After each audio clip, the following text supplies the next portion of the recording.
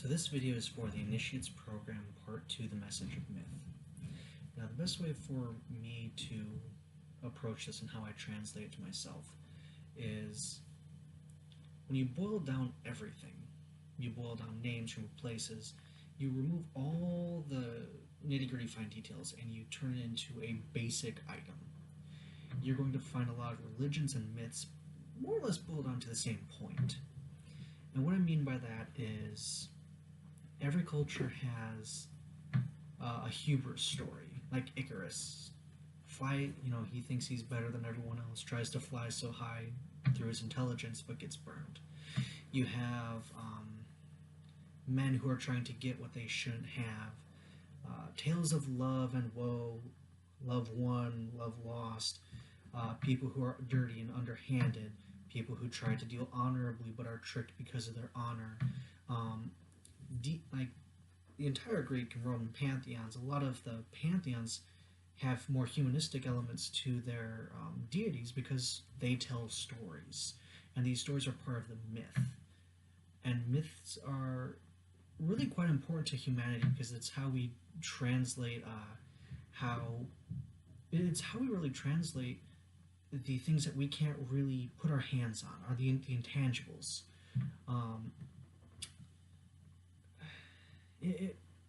It's hard to speak of from a definitive standpoint. One of my favorite authors, Sir Terry Pratchett, one of his characters, Death, comments that the little lies like Santa Claus and the Easter Bunny, I'm paraphrasing naturally, those are the little tiny lies that we tell so we can comprehend and understand the big lies. And the big lies he mentions are justice, compassion, mercy. And when challenged that those exist, Death replies, take the entire universe, everything that ever existed, grind it down, and run it through the finest sieve, and find the atoms that comprise justice and mercy and compassion. And myths are man's ham-fisted ways of trying to tell people these stories. And and as humans, we just love stories. It's how we communicate, it's how we express ourselves. And you've all heard the story. My brother's uncle's cousin's second wife had this, she was shot by a gun that passed through a dude, and she got pregnant. We tell stories. It's the fish that we, the 15-foot fish that we caught, but it got away. Trust me, I got it. It really is these, it's taking those intangibles that we can't show our children, we can't show each other, we can't say, your situation is just like this. And how we handle myth is it's how we demonstrate these different ideals, these fallacies, these motives that we can't quite explain. If you look at a lot of the world religions and boil away the names, boil away the places, the nitty-gritty, and you start taking them from a low level, and when I say low, I mean you're an engineer and you are in there, every little tiny part, every tiny little nut bolt detail, the technical name, where it goes, but I'm talking about taking it up to where you start looking and say, that's a car. You don't need the fine details right now. And when you get to that point where you're not focused on the nitty-gritty, the details, the verse from this book, 2.7, or chapter 2, verse 7, but you're just looking at the overall arcing themes and ideas.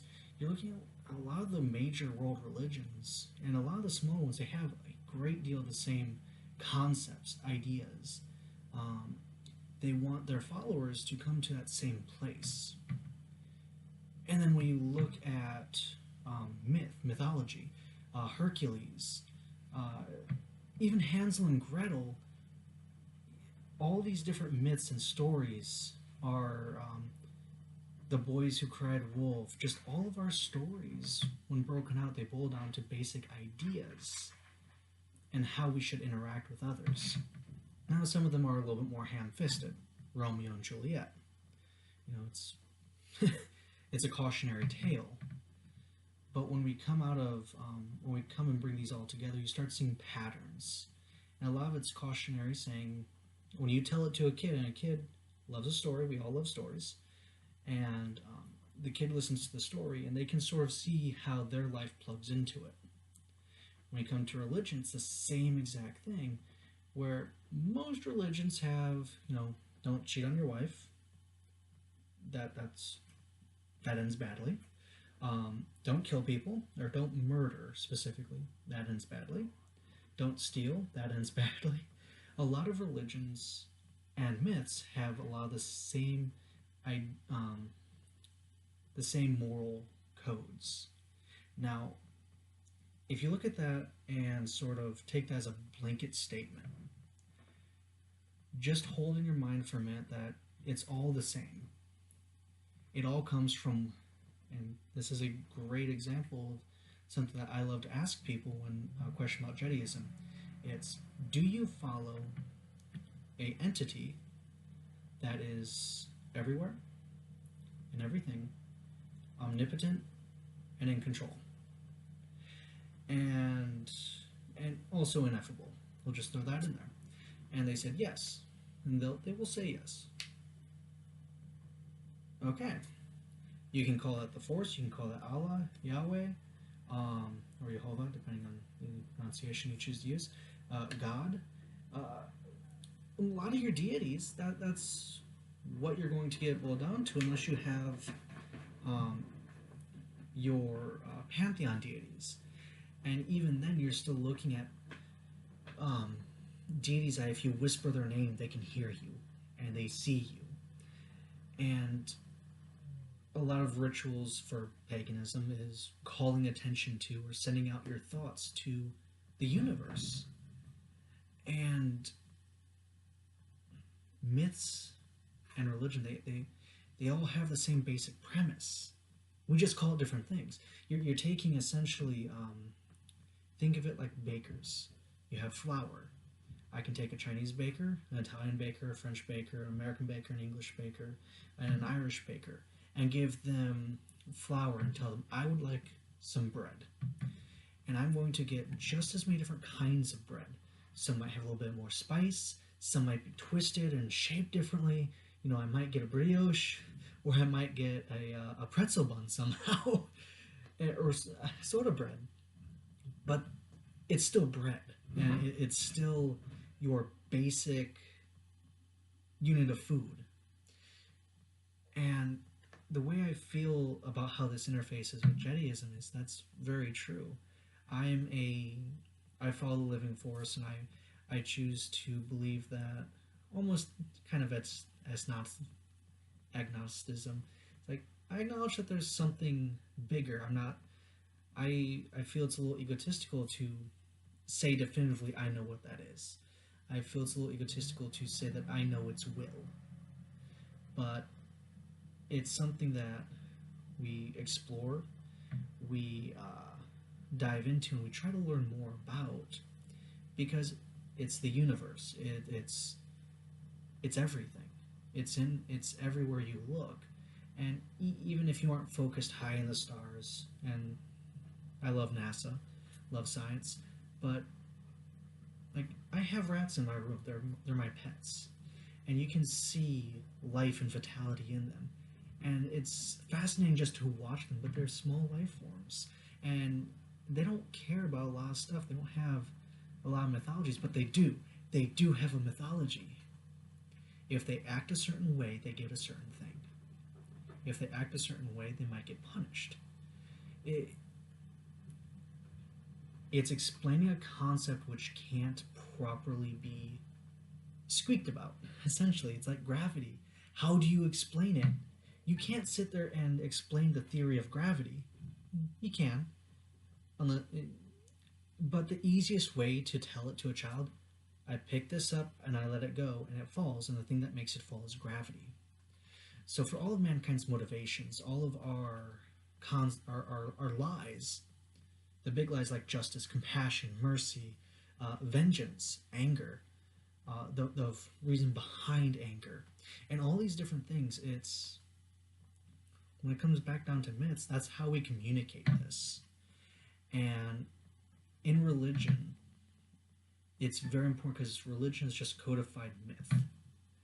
Now, that's a bit of a controversial statement, but if you hold for a second and go think about all religion as a story, everyone's religion, yours, mine, just globally, it's a myth, and start thinking about it. You're looking at a group of stories that teach us.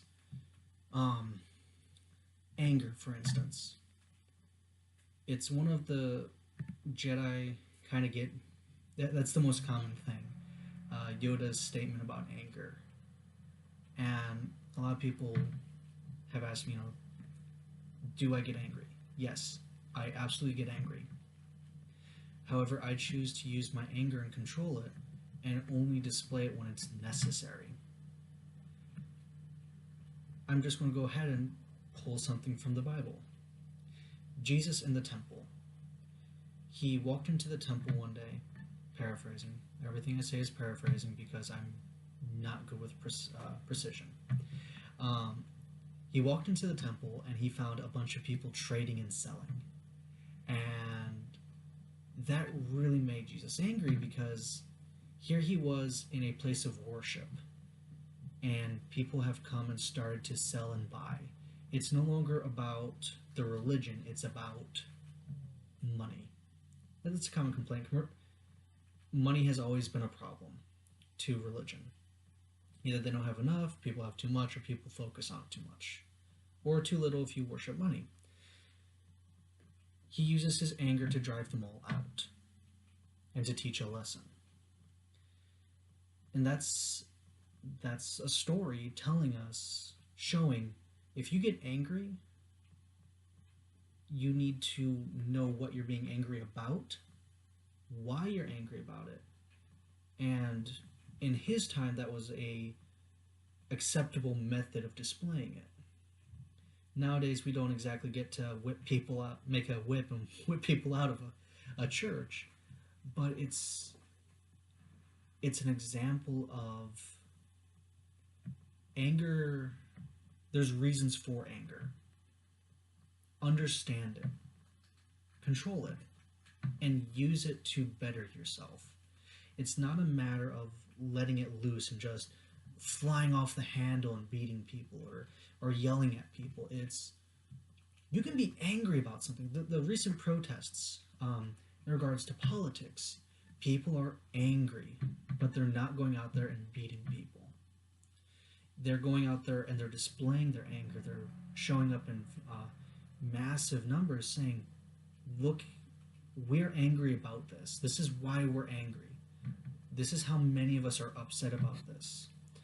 And they're going to political town halls and showing up and saying to their elected representatives, we are angry. And that is how to, just that basic myth, and all the myths that we have told ourselves over the years, these have ingrained that response within us. It tells us this is how you display your anger.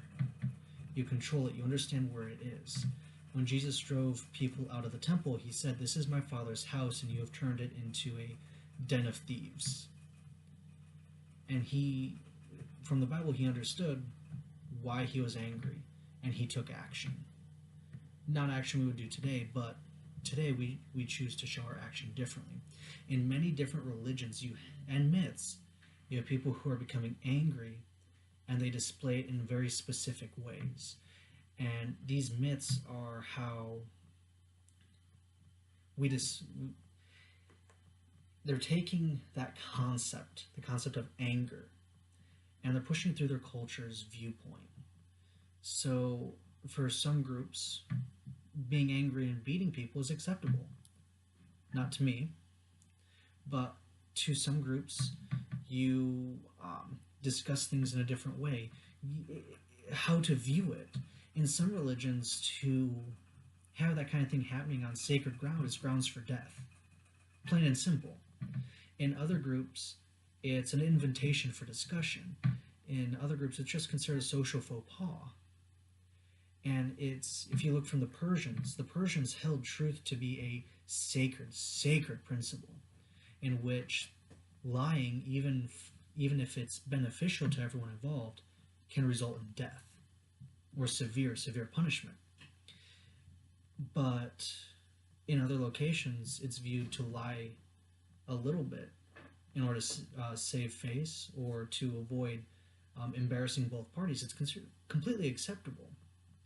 But there's still rules and regulations behind when it's okay to lie and how to lie. So, myth and the concept of stories and how these stories are presented and told are how cultures and people are taking these things that we can't properly define. We can't properly sit there and tell you. I can sit there and tell you love is a feeling of mutual, or not mutual, but a feeling of fellowship, friendship, desire to be with and protect. All these different things, but telling them stories about how my father loved my mother, protected her, took when she is sick, taking care of her. It's showing examples and helping feed the idea of love, and that's why myths are so important. It's a roundabout way of telling each other about these things that we can't communicate plainly. The way to communicate plainly about this is to tell a story. It's to tell the story about the 14-foot fish. And that's sort of my takeaway. It's taking these higher thoughts and feelings and emotions and concepts that we can't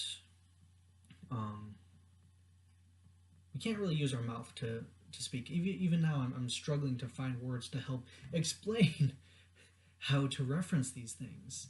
And it's stories help us do that.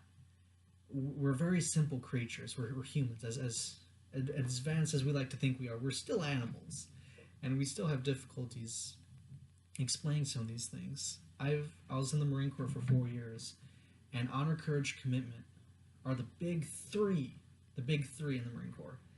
And you ask every Marine, what does honor, courage, commitment means to you? They will all have something a little different, and that's the words they use indicate how they feel about, how they learned about it, what it means to them. And how do you explain honor? What is honor? You can ask 15 people and they'll all have different things. But if you ask them, can you tell me a story of honor? A story of how someone displayed honor, a story of compassion, courage, commitment, and any of these things, and they will have buckets of stories. They will have as many as you can tell. And from those stories, you can tell what they truly believe, because those are the ones that stuck with them. So the biggest takeaway I feel about myth is the flavored bread, the flavored shaped object that we're given by our culture that explains these ineffables, the things we can't really quantify in front of us or with language. And language is such a beautiful thing, but it only has so much it can do. It's like trying to explain the concept of zero. We didn't have the concept of zero until Arabic scholars imagined it. We had no concept of zero, the actual unit of zero, until someone sat there and worked on it long enough until he said zero, and then explained the concept, which is to have none of. It's perplexing what we deal with every day, but we don't quantify it because we don't have to. It's like my son asking me, how do you breathe? How? And myths are our way of communicating all these different things that we can't sit there and explain easily to children. We are breaking down justice to children.